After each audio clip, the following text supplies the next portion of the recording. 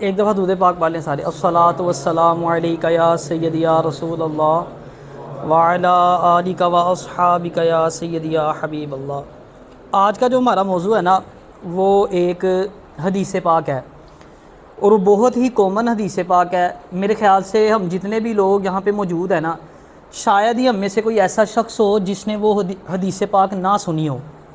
हदीस पाक है इन्नमल आमालु बिन्नियाती, ईमान का दारोमदार नियतों पर है। सब ने सुनी हुई है, कोई ऐसा शख्स जिसने ना सुनी हो? सब ने सुनी होगी।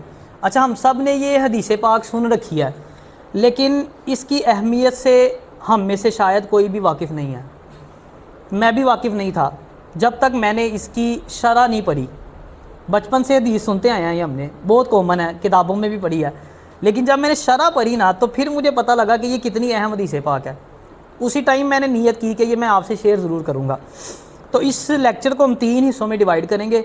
पहले हिस्से में हम देखेंगे कि मुकम्मल हदीस पाक क्या है, क्योंकि ये हदीस पाक का एक हिस्सा, एक लाइन है, इन्नमल आमालु बिन्नियाती।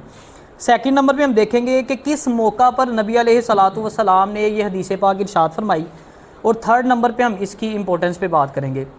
पहले हम हदीस पाक देख लेते हैं। हज़रत सैयदुना उमर बिन ख़त्ताब रज़ी अल्लाह ताला अन्हु से ये रिवायत है, जिसका मफ़हूम है नबी अलैहिस्सलातु वस्सलाम ने इरशाद फरमाया कि ईमान का दारोमदार नीयतों पर है, और हर शख्स के लिए वही कुछ है जो उसने नीयत की। तो जिसने अल्लाह और अल्लाह के रसूल अज़्ज़ा वजल व सल्लल्लाहु ताला अलैहि व आलिहि वसल्लम की तरफ हिजरत की, तो उसकी हिजरत अल्लाह और अल्लाह के रसूल के लिए है।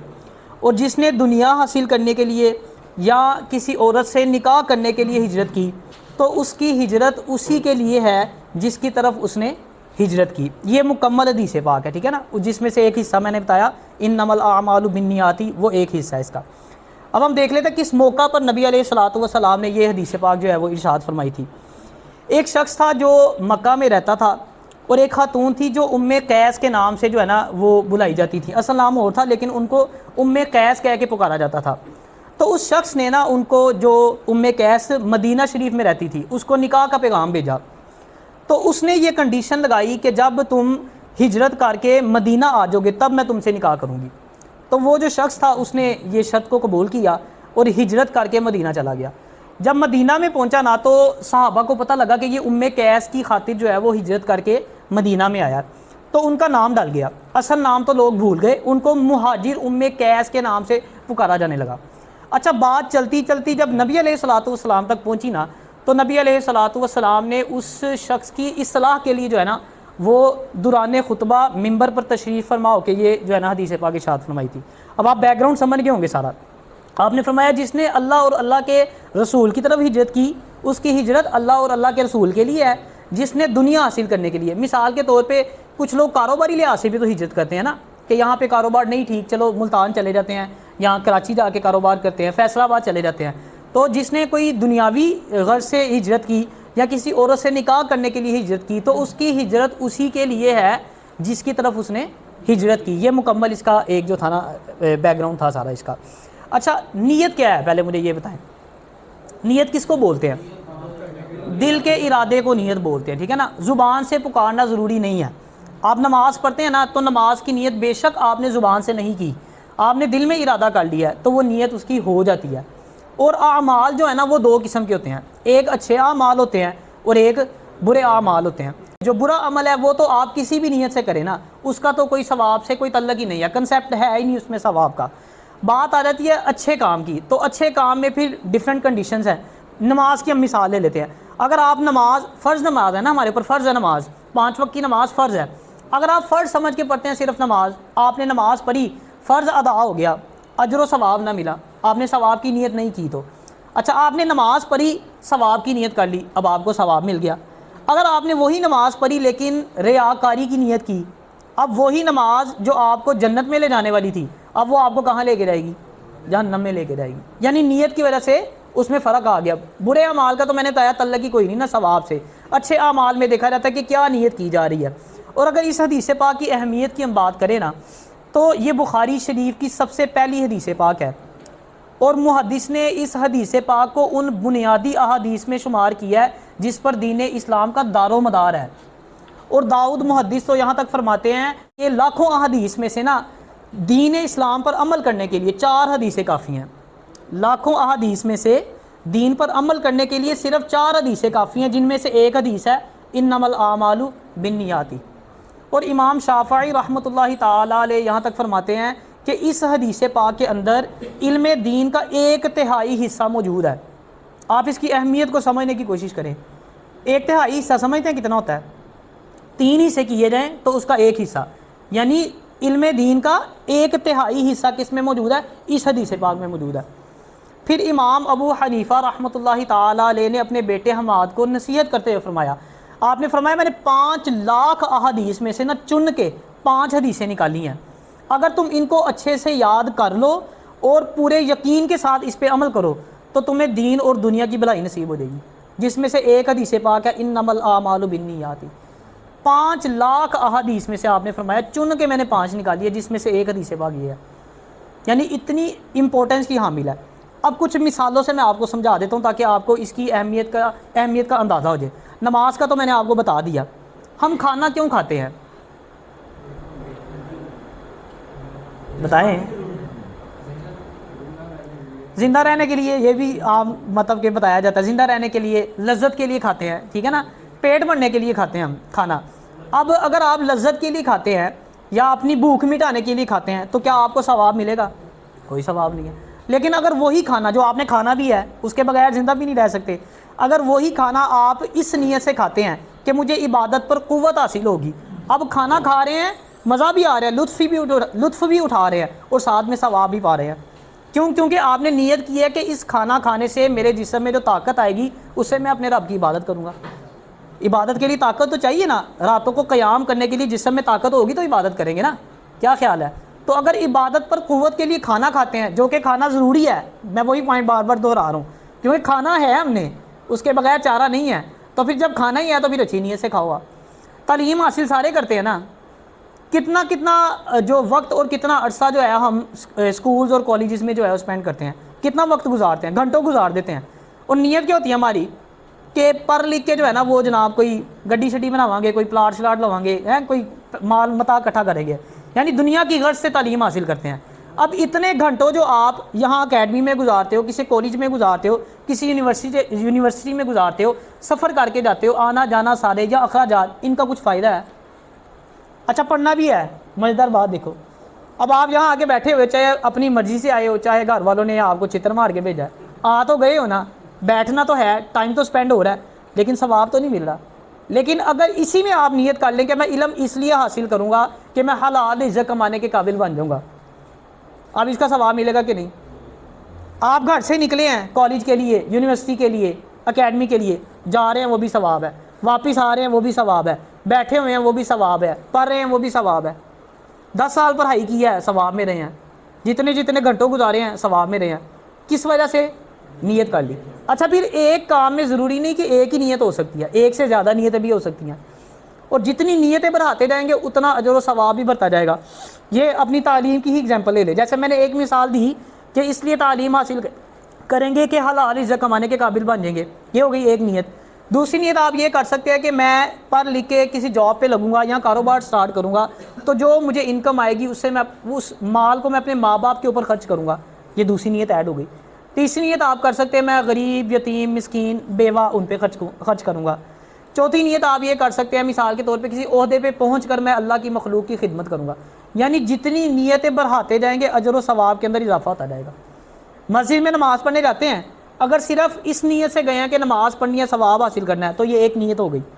अगर आप ये भी नीयत करते हैं मैं अंदर दाखिल होते वक्त अंदर जाने की दुआ, बाहर आते वक्त बाहर की दुआ, अंदर बैठ के इत्काफ़ करूँगा, इत्काफ़ की नीयत से भी जाते हैं, अंदर बैठ के ज़िक्र अज़कार करूँगा, ठीक है ना, कारी साहब से मसले मसाइल पूछूंगा, इल्म की एक्सचेंज करूँगा, मतलब जितनी नीयतें बढ़ाते जाएंगे अजर व सवाब उतना मल्टीप्लाई होता जाएगा। तो एक काम में ज़रूरी नहीं कि एक ही नीयत हो सकती है, एक से ज़्यादा भी जो है वो आप नीयतें इसके अंदर जो है वो कर सकते हैं। अच्छा इसी जो हदीस पाक की शरह के अंदर जो है ना वो लिखा है कि एक ना वलीउल्लाह थे, साहिब कशफ थे, तो उनके ना 2 मुरीदैन ने ना एक अमल किया और दोनों का जो अमल था ना एक दूसरे के मुखालिफ था। एक ने क्या किया, खोंटा समझते हैं? खोंटा क्या होता है? गाँव के लोग बता, वो जो जानवर मारने के लिए ज़मीन में गाड़ देते हैं। उस शख्स ने ना, एक मुरीद ने मस्जिद के बाहर ना खोंटा गाड़ दिया। दूसरा मुरीद आया, उसने वही वाला जो खोंटा उसने गाड़ा था उसको उखाड़ के फेंक दिया। अब लोगों को पता लगा ना, तो लोग जो है वो पीर साहब के पास पेश हो गए कि जी आपके मुरीद ने ये अमल किया। अब मैंने बताया वो बड़े जो है ना बुज़ुर्ग थे, नेक अल्लाह के बंदे थे, साहिब कशफ थे। आपने कुछ देर मुराकबा करने के बाद फरमाया सुबहान अल्लाह, दोनों को बराबर अजर व सवाब मिला। अब लोग बड़े हैरान हुए कि दोनों का जो अमल है वो एक दूसरे के मुखालिफ है। एक ने जो है वो उसको गाड़ा और एक ने उखाड़ के फेंक दिया, तो अजर व सवाब कैसे बराबर हो गया भाई। लोग मुतमईन ना हुए। उन्होंने कहा कि दोनों को बुला के ले आओ। दोनों को बुला लाए। पहले से पूछा कि तूने उसको क्यों गाड़ा। उसने कहा जी मैंने इसलिए गाड़ा कि मस्जिद जो है वो रोड के किनारे पे है, यहाँ पे मुसाफिर भी आते हैं, उनके पास जानवर होते हैं, वो जानवर खुले छोड़ के जब नमाज़ पढ़ते हैं तो खुशू खुजू कायम नहीं कर पाते, क्योंकि ध्यान कहाँ होता है जानवर पे कि भाग ना जाए। तो मैंने इस नीयत से गाड़ा था कि वो आएँ, अपना जानवर बांधें और तसल्ली से नमाज़ पढ़ें, ध्यान जानवर पे ना जाए, पता हो कि जानवर सेफ़ है, बंदा होगा आराम से जाके खोल लेंगे।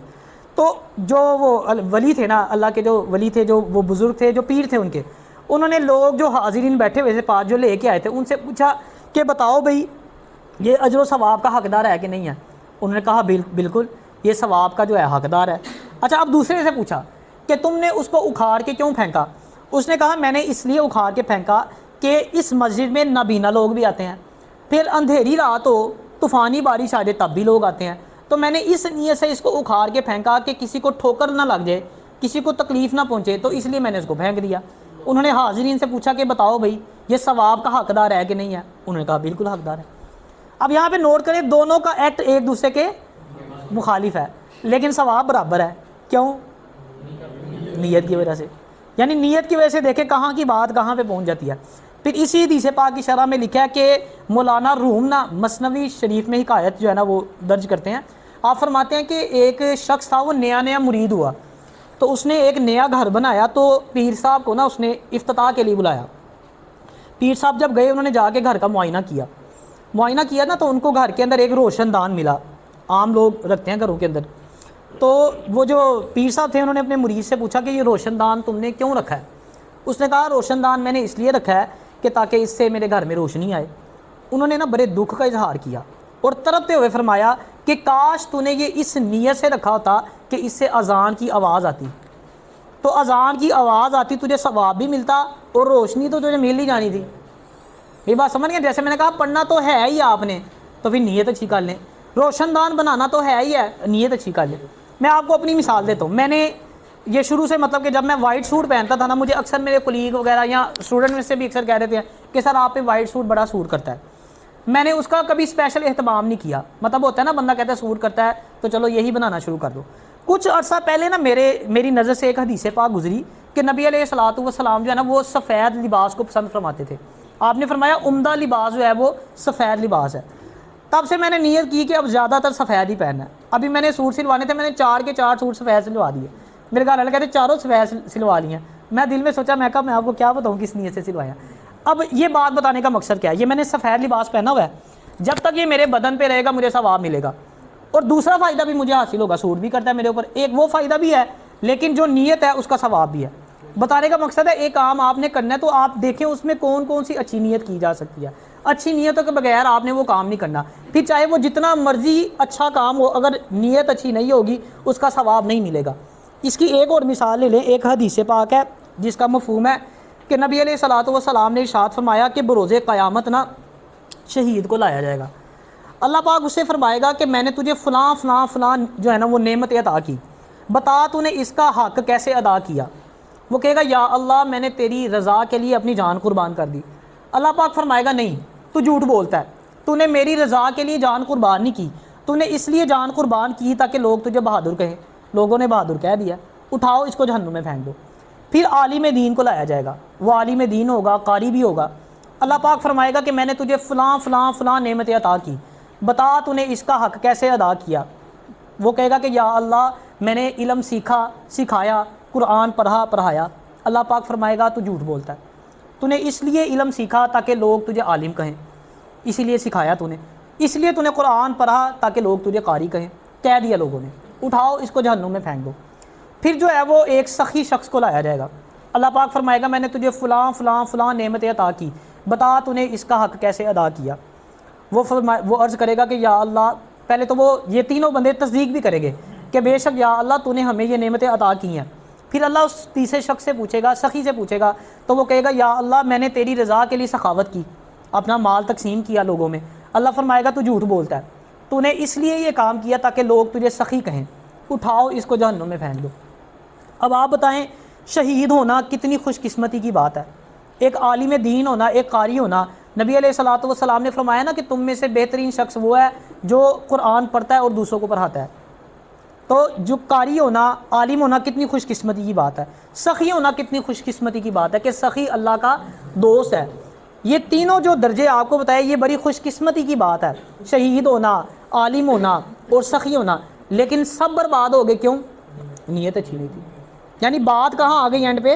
नीयत के ऊपर आ जाती है। इसी तरह हज़रत शाह अब्दुल हक मुहद्दिस देहलवी रहमतुल्लाहि ताला अलैह फरमाते हैं कि कुछ अहादीस में आया है कि एक फ़रिश्ता ना जब किसी शख्स के आमाल लेके अल्लाह के हजूर पेश होगा ना, तो अल्लाह पाक हुक्म देगा कि ये आमाल जो है ना इसको फेंक दो।